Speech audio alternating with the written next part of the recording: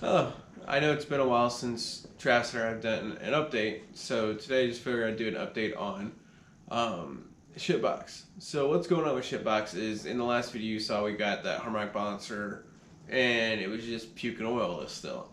So what we discovered is we had the wrong harmonic balancer. So went out and got the correct harmonic balancer. I am still getting an oil leak. I'm not sure where it's from. Here shortly I'm actually going to put the car up on jack stands and with a flashlight try and discover exactly where the oil is coming from.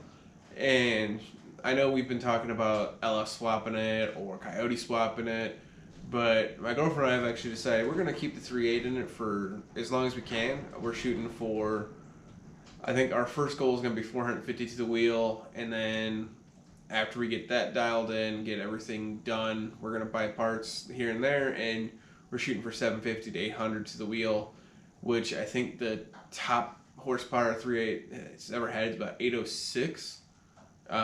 So hoping to shoot for that goal to, if not, get a little higher than that.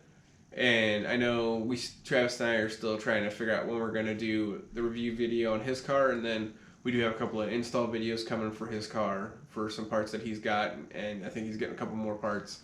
And then next week, I'm actually going to the St. Louis Auto Show where you'll see Von Gittin Jr. doing some drifting. I know Chelsea DeNova is going to be there, and there's, I believe, a third person this year that's not been there before.